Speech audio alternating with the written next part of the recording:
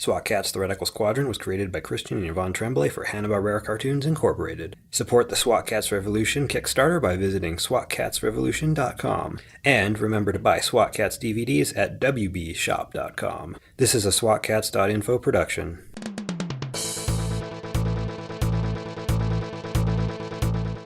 Welcome to the MEGA SWAT Kast, a show by SWAT Kats fans for SWAT Kats fans, featuring episode commentary with sound bites, synopses, and observations about Mega Cat City's heroes and villains that are occasionally amusing.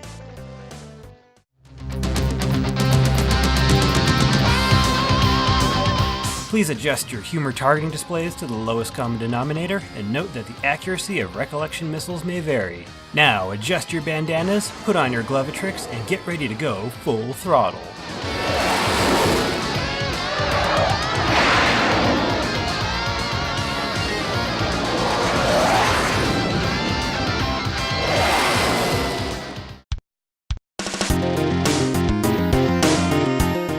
Today's Mega SWAT Kast panelists include Di, better known as Minty Sage, and Robert, better known as Me Knight. We're also joined by special guest and Dark Cat expert, Felony Cat. And I'm Matt, better known as Modad. Whichever app, website, or string tied to a can you're listening to this podcast on, please make sure to favorite, like, subscribe, review, comment, and follow, especially on Twitter at the SWAT Kats, so you can keep up to date on the latest SWAT Kats news, fan projects, and occasional few seconds of amusement. Now, onto the show. I'm probably going to need your help with this one today because as I was rewatching this episode, Night of the Dark Cat, and I realized something. This was a lot better than a lot of the previous episodes I'd been watching of this show. Curses! There's nothing for us to make fun of! Watching a Mook animated episode after, what was it, the last 4 or 5 of them being the other one. And even by Mook standards, this was a very, very impressive episode. The animation was sharp, everything was quick and fast and beautiful looking. But something else that stood out to me was the sound engineering in this episode was incredible, especially compared to the last one, which was kind of grating on my ears a little bit. Yep. And I don't know why that was the case, because I would have assumed that the sound engineering was being done independent of the animation, so I guess it wasn't. One thing I did notice about watching this episode and the last episode, we've just done the time warp again, and now we're going for shock treatment. We're living like a real live wire. So if there'd been a third Rocky Horror Picture Show type film, I think next week's episode might have sprung off that.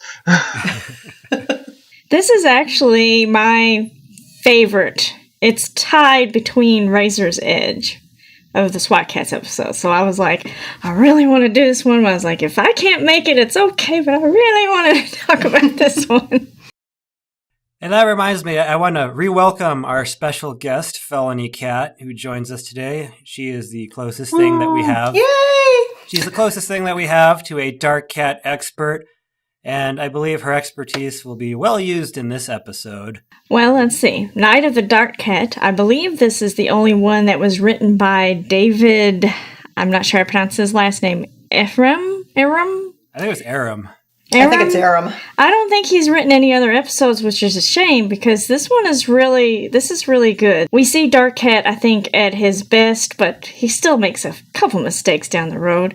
You got the typical cliche villain thing going on, but he does it with style as usual. We have the introduction of another villain, Hard Drive, who seems to be a lot of people's favorites lately. All of a sudden, everybody's big on hard drive. I don't know what happened there. It's all about the penniums, baby. That's right. But the animation, was really good, like you said.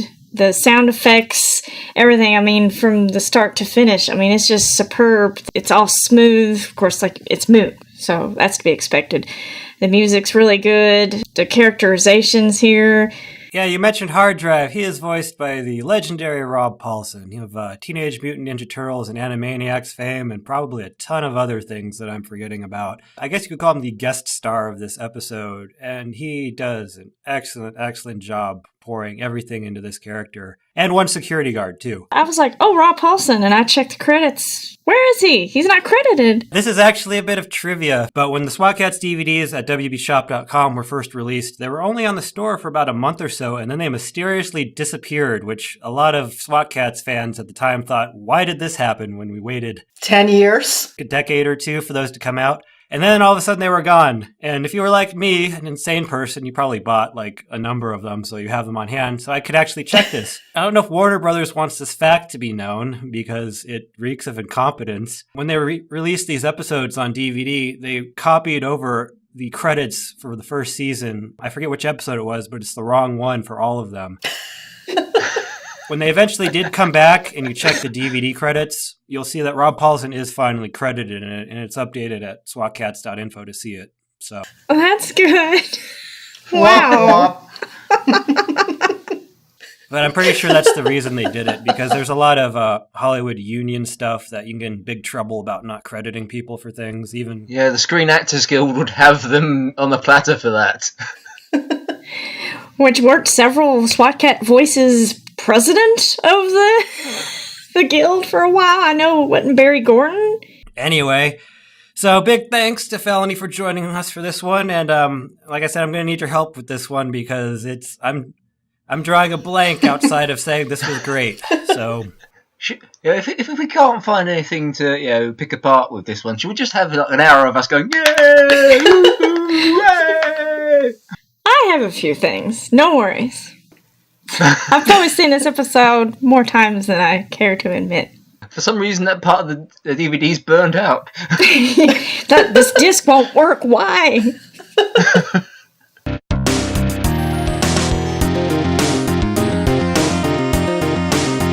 So the unofficial description on swatkats.info is, Dark Cat employs Techno-Crook hard drive to carry out his revenge against the SWAT Kats by impersonating them as criminals. This is a Season 1 episode number 7, directed by Robert Alvarez, no surprise there. And the writer for this one is David Ehrman.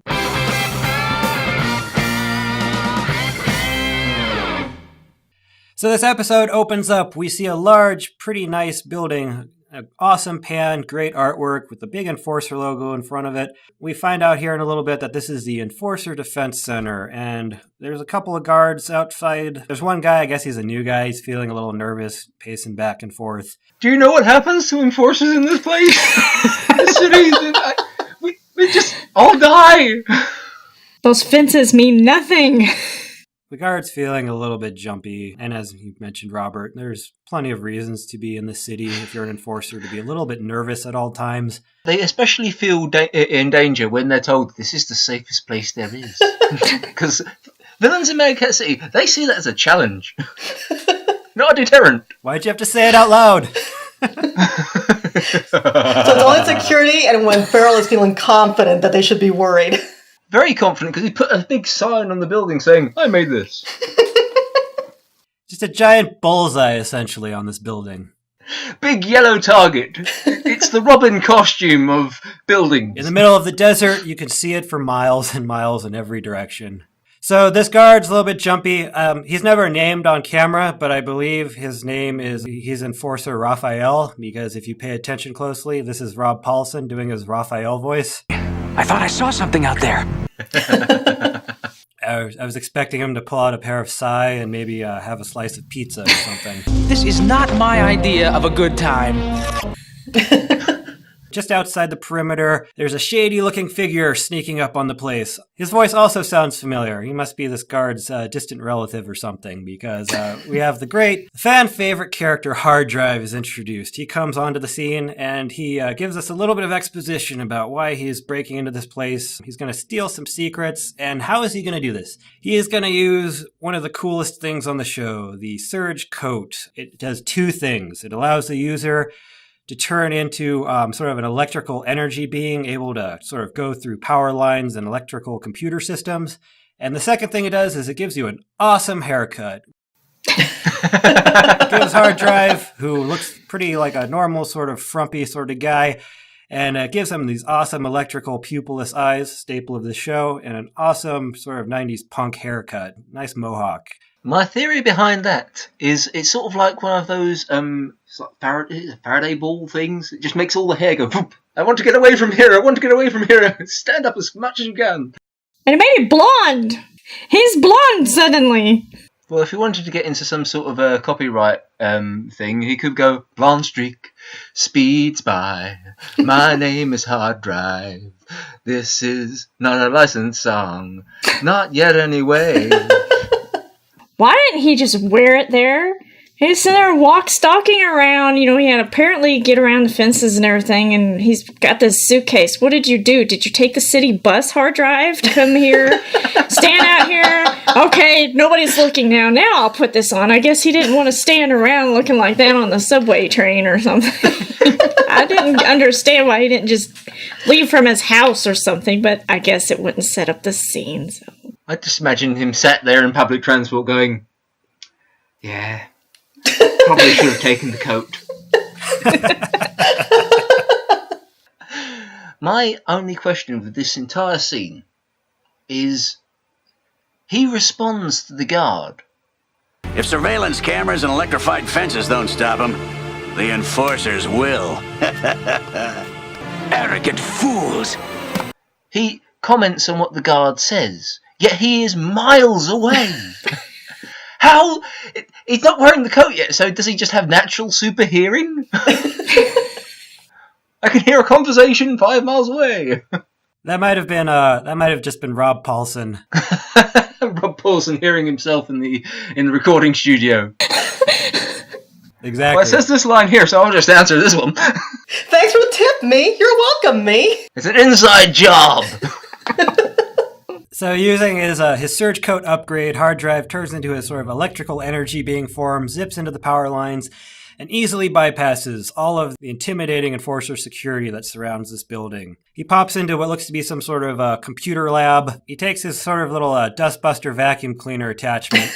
That's a part of his surge coat. That's an ISO standard, by the way, for computer connections. I don't know if you ever know that. For our younger listeners, a lot of computers had a lot of vacuum tubes and other sort of peripherals. You probably haven't seen them in a generation or so. But that is completely 100% legitimate computer technology that he uses to connect up to his surge coat there.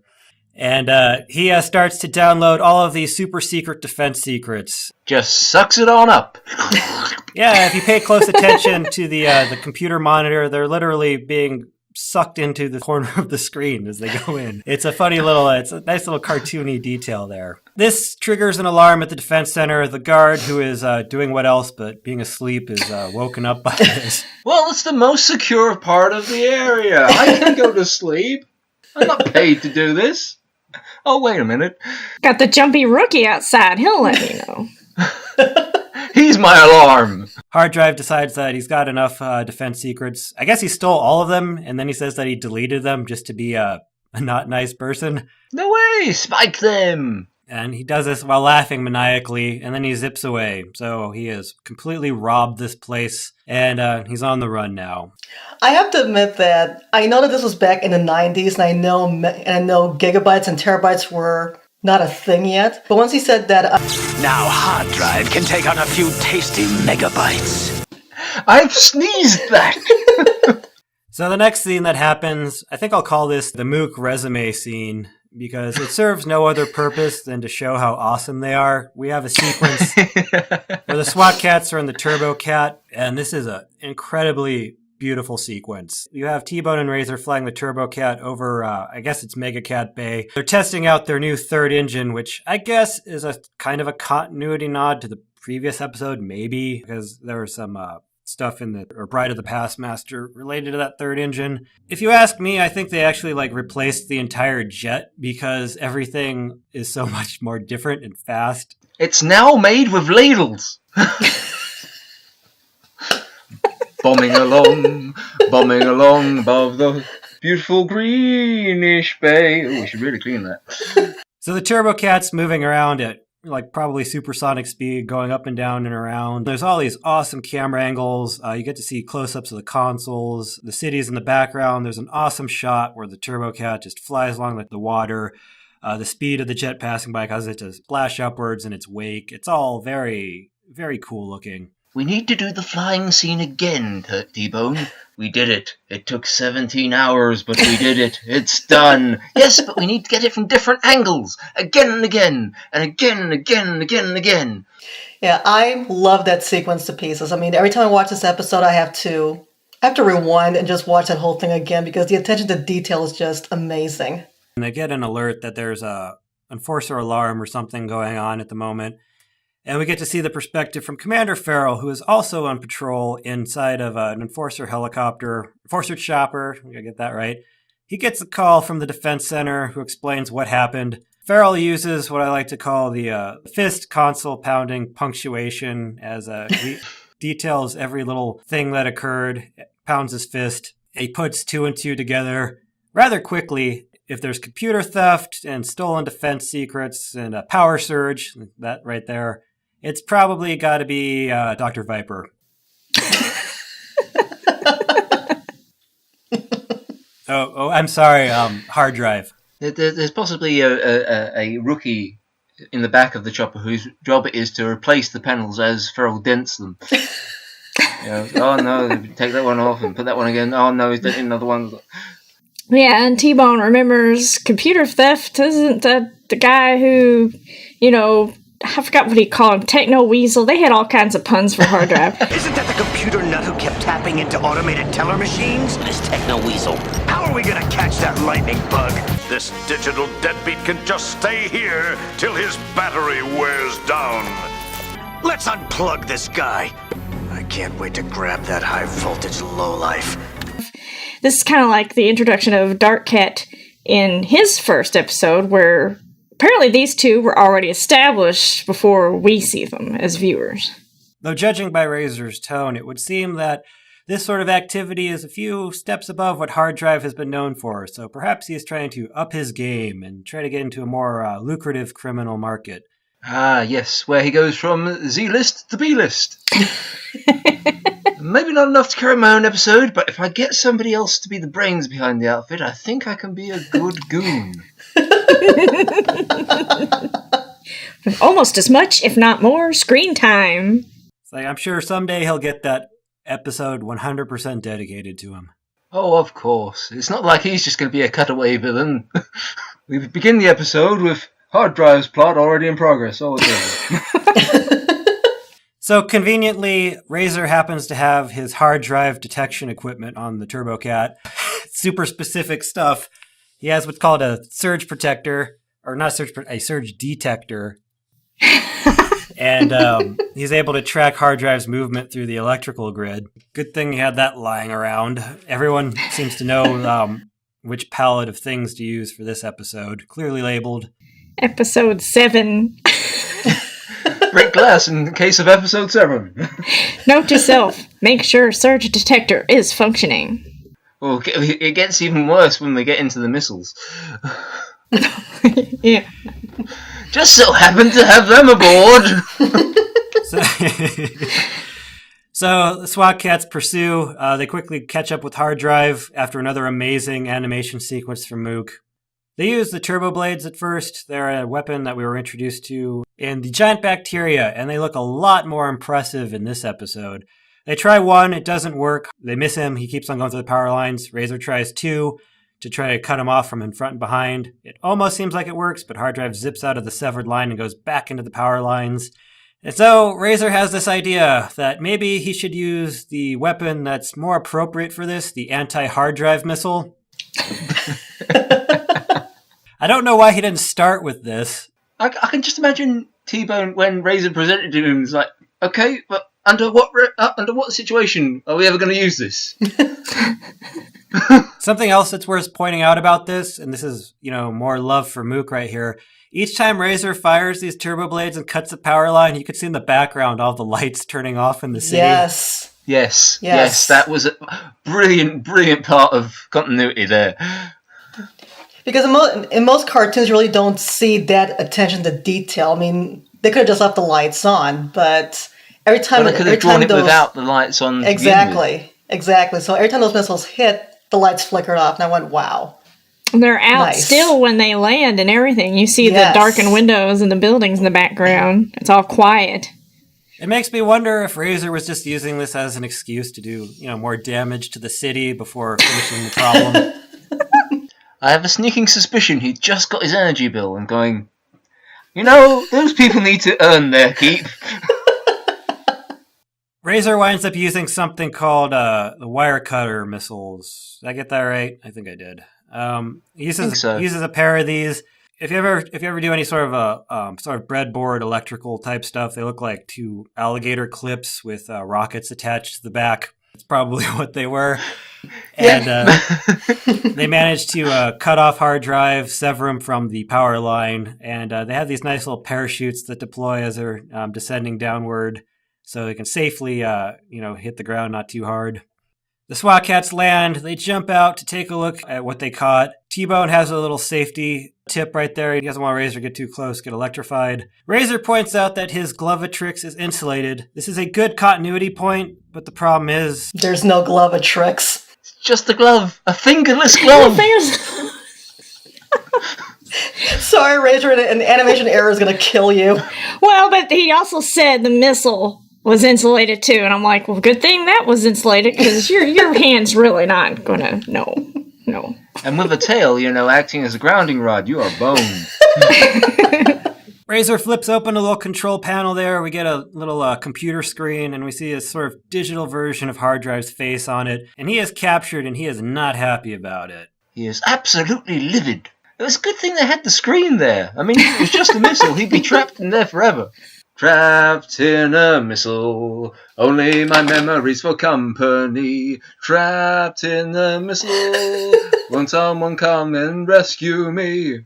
I don't know what this would have been used for otherwise. It's a weird, like you said, specific missile. So Commander Farrell has been also in pursuit. I guess he's been trailing after them. His chopper lands nearby. He exits out in a huff. He's complaining about the power being cut to most of the city right now. But he quickly forgets about that when he sees that hard drive's been captured.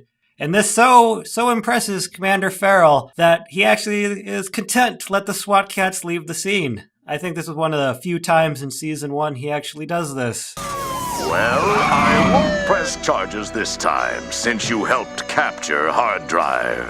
Whoa, excuse me, helped? Did the big guy say helped? Yeah, he won't press charges this time. I'll remember it for next time, though, and then charge you double for it.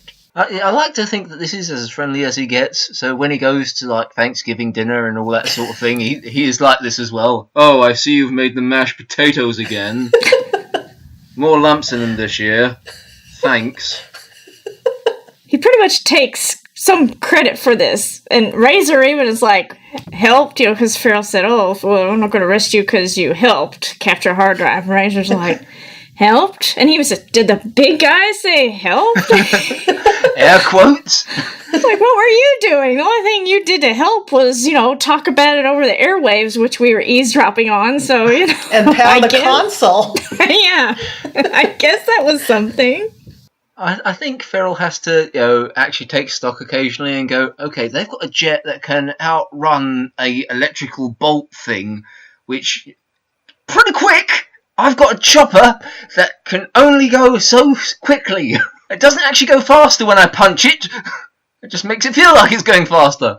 It's funny that you mentioned that his only role in this was to be communicating over the radio. I get the feeling that the SWAT Kats, they didn't hear the radio transmission at first. They just heard the console being pounded by his fist from miles away and decided to tune in. It works like Morse code. Bump, bump, bump, bump, bump, bump. Ah, that must be you, Dr. Viper. Bump. No, that's hard drive.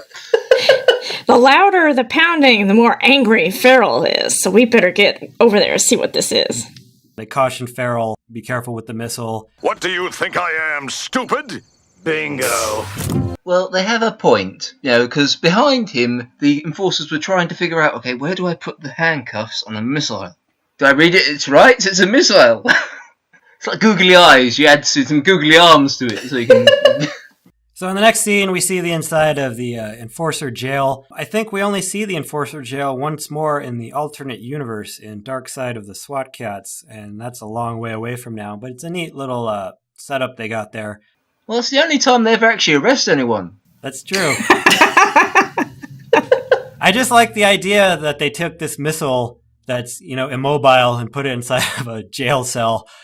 As he goes, he doesn't have a console now, so he's pounding his fist on his hand. I think Farrell is in unfamiliar territory because, unlike in the episode The Metallicats, he doesn't quite know what to do with this because there's no neck to strangle, really. Where are they? I guess he wants to let Hard Drive sit around and sort of sweat him out, sort of let him, sit there for a little while. Well, we don't want to sweat in electrical things. That'll cause a short. Well, I love, too, how the thing, Hard Drive is like, no, and it goes, access denied. I love that. That was wonderful. So they're content to leave Hard Drive in the cell by himself. No one's there to watch him, see what's going on. He tries to escape one more time, unsuccessful. I guess Razor's made this missile just too good. There's some weird pink claws that come up from underneath that are tunneling underneath the cell, break through the concrete, and the missile descends into the ground below. It's pretty mysterious. I wonder what that was. I'm sure we'll revisit that later, but it's a neat little cut there in the scene, and we go to somewhere else. I did like this scene because of how they just sort of peek over the hole once they've brought the missile in. It's like, you didn't see anything, right? And it just shows how extra scary they are because they can actually dig their way through concrete. The scary thing is, that was on the 14th floor. They've just gone through right? Oh, no. This is the ladies' bathroom. 2 doors open. I knew I should have taken that left turn in Albuquerque. We don't have very many of these scenes in the show, which is really unfortunate. This is as close as what I would consider to be a day in the life episode for Jake and Chance as they're in their day job as tow truck drivers, which is in addition to being the salvage yard workers / mechanics, pretty much all things auto related. They're responding to a distress call, much to Chance's boredom. I guess that scene earlier on, the really awesome animated scene where they're flying around the Turbo Cat, really has Chance feeling a little bit down because now they're in a slow tow truck going around doing really mundane things now. And Chance just looks so bored and uninterested in this. And this is contrasted by Jake's upbeat nature trying to cheer him up a little bit as they go to help this kind of recurring character, this old lady who has a broken down sedan. Best character in the show. Well, I mean, I agree with poor Chance. It would be dull, but vigilantism is illegal and you're not getting paid for it, so you just gotta suck it up. Oh, God. If we didn't pay for that intense animation earlier, we could be having fun here. This is the cost-cutting measure, people. I believe this is the first scene in the show that makes reference to Chance's use of shortcuts. Not the shortcut! It's kind of a running gag, much to Jake's annoyance. And the infrastructure out there really bites. I'm wondering why the roads are in such poor conditions, considering how high the taxes in Mega Cat City seem to be. That's because most of the roads in the city have already been destroyed, and all the tarmac's gone to fixing them, not the ones out here. I wonder what that little old lady was doing out in the middle of nowhere. This was before the days of GPS, I guess. So this allows us to segue to a sort of parallel scene that's going on right now. What looks to be like the sewers underneath Mega Cat City. This might be the most creeplings I've ever seen on screen at one time in this show. There's at least 24. They're surrounding the anti-hard drive missile that hard drive is currently contained within. His annoyance quickly turns to terror, however, as off-screen we see the shadow sort of overcome everything, and even the creeplings are terrified. It's a great attention to detail. They scatter and get out of the way, and hard drive... They don't want to be stepped on. That's the reason they follow him. He has the biggest footprint. And through hard drive's scared, stuttering voice, we are reintroduced to the one and only Dark Cat. And wow, does he look menacing in this. This is Beautiful, beautifully animated. This is 10 steps above the best scene in The Wrath of Dark Cat. Probably even more than that, actually. He uses Sally Henson products to keep his claws manicured, strong enough to rip out an insulated missile. I want to see Dark Cat at nail bar now. So, Claudia, what do you reckon? Should we go for the pedicure as well today? The lighting and the shadows in this scene is fantastic. The detail in his face. It does make you just want to go, Mother! Dark Cat severs a bunch of wires in the missile. This allows hard drive to escape in a very fantastic fashion. The detail of the electrical silhouette that they use for hard drive is pretty cool looking. But before he can really do anything, he's swarmed by creeplings who instantly disrobe him. They do that a little too quickly, like they've had practice.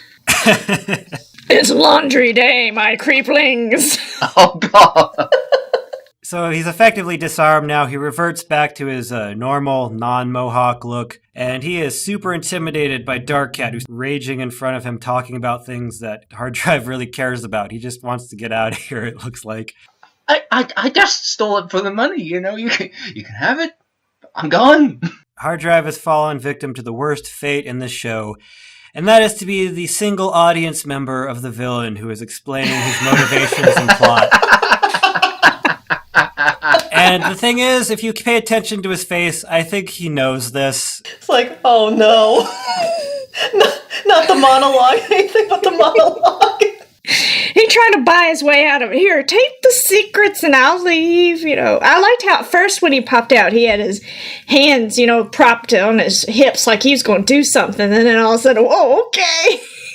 Fair enough, I didn't expect you to do that. Normally when people attack me, they punch me. They don't take off my clothes. And they don't ramble on for hours either. Unlike previous incarnations of Dark Cat's plot, he's had a change of priorities in this one. It is another D word instead of Doomsday. Now, where was I? Oh yes, Doomsday. Is now Destroy. I want the SWAT Kats destroyed. He wants to destroy the SWAT Kats, whom he, for some reason, blames for his previous misadventure. I don't know why. He just welcomes Hard Drive aboard to join his villainous empire. Well, this creepling is Doug. He works in HR. Any problems go through him. This is Mary. She works for the marketing sort of thing. You know, ransom demands, manifestos, social media, that sort of thing. This is Terry. He works as the head of security. Don't let him see you without your name badge. And this is Phil. He works in catering. Most important part of the team. Dark Cat explains his big plan. He wants to employ Hard Drive to help him take out the SWAT Kats. Hard Drive is a little bit dubious. He says that the SWAT Kats are nigh invincible in the Turbo Cat. Dark Cat says, like, without their jet, they're just a regular couple of guys. So let's, formulate a plan around that. They're just two jerks in flight suits. That's what he says.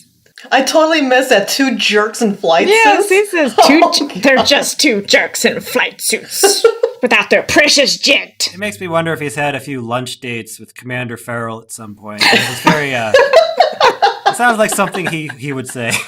I have a sneaking suspicion that there's some sort of anti-SWAT Cat club, where they all agree not to actually bring any of the, bad guy enforcer relationships, and they just sit around in a circle and just say how much they hate the SWAT Kats. We transition back to the scene where the SWAT Kats are helping the old woman with her car. Jake and Chance, they get an emergency call from Deputy Mayor Callie Briggs, who's telling them that Hard Drive has escaped and he's causing all kinds of havoc in the city. He's hacked the mayor's Twitter feed! He's making him say all sorts of random stuff! Oh, wait a minute, that's actually the mayor.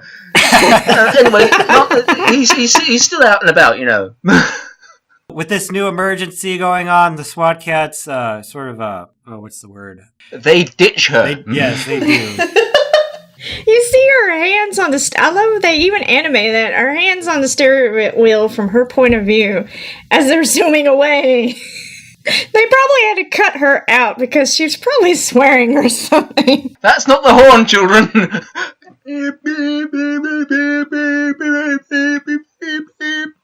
In the next scene, Angora appears. She is in the news chopper. Amidst all this, Hard Drive takes the opportunity to bait the SWAT cats by, I guess, hacking into the broadcast transmission and putting himself on television. You'll never see this on this show again. He baits the SWAT cats to come get him, who are more than willing to oblige. Yeah, but at least Hard Drive had class. You know, he didn't use his airtime to swear or to moon the camera or anything like that. He decided just to get his message across and, have done with it. He could have said anything he wanted during that broadcast. They chase him down to what is probably the biggest cat pun of the episode, the Mega Cat Litter Inc. company. I don't even want to know why they have a litter company. I just don't want to know. It just raises too many questions. Yeah, that is definitely a little bit of a head scratcher that you probably don't want to delve into deeply. Or pan scratcher. Wow. Oh. So the SWAT cats, instead of just launching an airstrike at the building from above, they decide to land and hop out on foot. Razor's got his portable surge detector iPad that he's carrying along with him. T-Bone just sort of nonchalantly reaches down and hefts open the rolling garage door there. The other side of those things normally have a chain for you to lift it up with. Yep, he just walked up casually, just threw it up and threw it down. And unlike a certain sorcerer necromancer that you cited, T-Bone does close the door behind him as soon as he enters the building. See, he's got manners. He wasn't raised in the barn. They enter this empty sort of warehouse. They're looking around. There's a single light bulb. They get up close to it, zoom in and see, oh, it's Hard Drive. He's inside the light bulb looking out. He's smiling and cackling. I wonder why that would be. I hope this isn't a trap. I guess just out of sight, although it looks like he's standing in the middle of the room there. There's Dark Cat with a whole little army of creeplings with him. I guess those things can be quiet when they want to be. I'd like to know what he was hiding behind. The creeplings being quiet, he just stuffed cat litter in their mouths, No, I mean Dark Cat himself. I mean, like, what was he hiding behind? I guess there was enough crates for him to kind of squinch down or something. Well, the lighting was pretty bad in that area. I mean, there was just only one light bulb, so he could blend into the shadows, no problem. If I stand here facing the wall, they can't see me.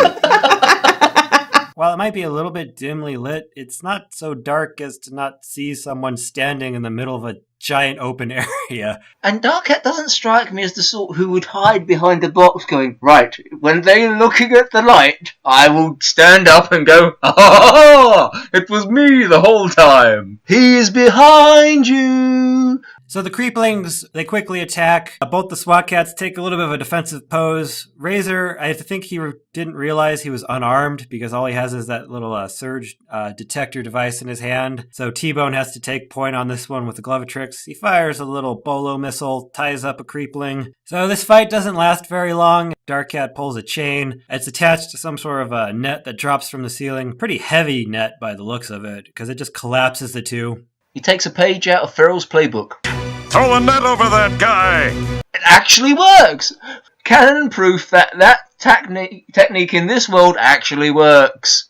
Well, later on, when they talk about how big jerks the SWAT cats are, Dark Cat can brag about it. I threw a net on him. And you didn't, haha. So with that done, Hard Drive exits the light bulb in a fantastic electrical fashion, materializes. What he does is he walks over to the SWAT cats who are stuck in the net. He extends an index finger and he electrically shocks them, which looks pretty unpleasant as we fade to a commercial. This is a swatkats.info production.